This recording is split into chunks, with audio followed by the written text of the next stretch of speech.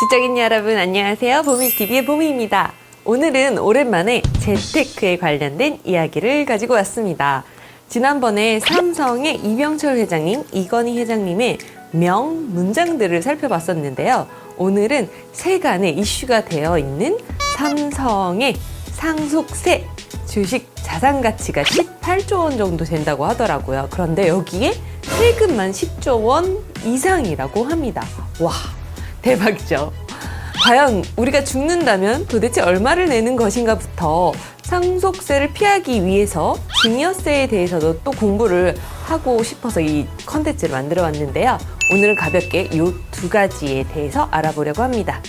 상속 전에 자산이 조금이라도 여유가 있다면 증여를 일찍 시작하는 게 유리합니다. 증여세가 무엇인지 모르시는 분들 혹시 있으실까봐 다시 한번 말씀드려 보겠습니다. 증여세란 타인으로부터 재산을 무상으로 취득하는 경우 취득한 자에게는 증여받은 자산가액, 재산가액에 대해 부과하는 조세를 말합니다. 요새 세금 폭탄을 피해서 증여를 많이 하시는 추세라고 하는데요. 부모가 자식에게, 자식이 부모에게, 형제 자매 지간에도 증여를 할 수가 있습니다.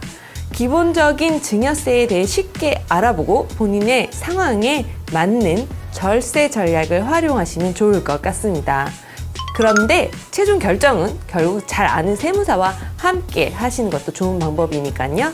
이것도 참고해 주세요. 이렇게 증여세를 계산하는 방식이 있는데요. 조금 복잡하죠. 증여세 면제 한도가 가족이 직계 존속인지 직계 비속인지에 따라서 차이가 있습니다. 가족이라고 막 그냥 돈을 막 그냥 넘기면 나중에 조사받으실지도 몰라요. 그러니 기본적인 한도액을 알아두시는 것도 상식 차원에서 좋을 것 같습니다. 우선 부모에게 증여할 경우 10년에 5천만 원이 증여세 면제 한도가 됩니다. 제일 많은 것은 배우자한테 증여할 때인데요. 남편이나 아내에게 6억 원까지 10년에 한 번은 증여세금을 내지 않고 증여를 할 수가 있는 것입니다. 또 직계 비속은 저보다 아래의 사람들에게 증여를 하는 것을 말하는데요. 예를 들면 아들, 딸, 손자, 손녀 등이 있습니다. 손자, 손녀 너무 이쁘다고 막 돈을 그냥 주시면 안 됩니다. 5천만 원이 10년 내 면제 한도이고요. 미성년자에게는 2천만 원까지가 면제 한도입니다. 또 기타 친족은 6촌 이내의 혈족 또는 4촌 이내 인척을 말하는데요. 쉽게 말하면 장인, 장모, 시아버지, 시어머니가 해당이 되고요. 용돈 규모를 넘어서 크게 드릴 때는 10년에 한 번 1천만 원까지만 가능합니다. 용돈 이상의 현금보다는 뭐 현물, 선물 같은 걸 사드리는 게 더 나을 것 같기도 하고요. 네, 그러면 오늘은 면제 한도를 넘어섰을 경우는 어떻게 되는지에 대해서도 알아볼게요. 꼭 면제 한도 안에서만 증여를 하라는 법은 없으니까요. 만약에 면제 한도를 넘은 경우에는 어떻게 해야 될까? 이때는 어느 정도 증여세를 내야 하는 것일까? 이건 과세 표준 금액에 따라 그 세율 기간이 달라집니다.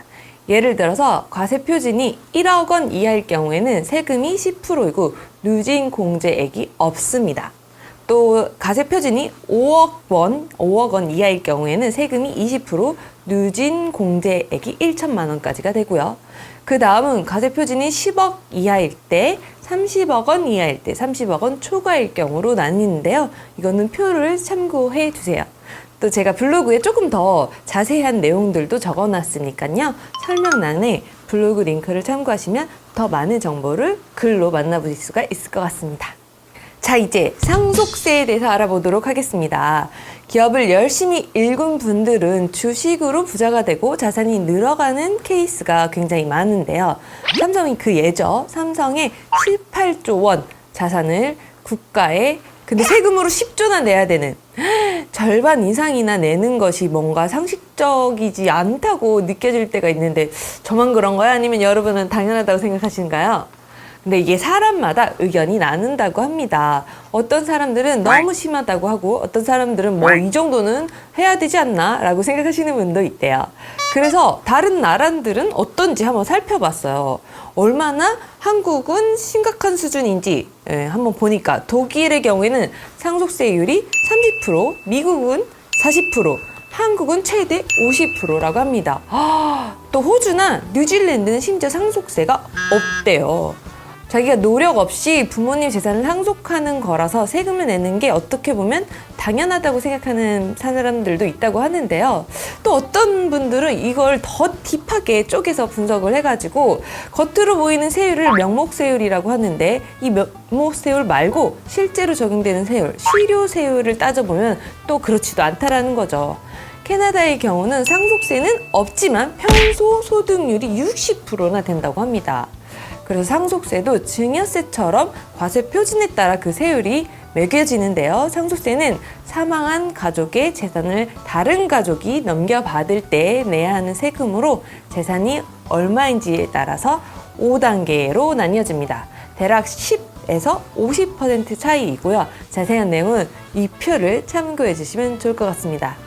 고 이건희 회장님의 경우 보유 주식 가치만 해도 약 18조 원, 그리고 30억 원이 넘어서 최대 세율이 50%가 적용이 된다고 해요. 그런데 삼성가가 가진 삼성 계열사 주식이 워낙 많아서 최대 주주가 가족에게 주식을 넘겨줄 때 주식 평가액의 30%가 더 붙는다는 시행령도 적용이 된다고 해요.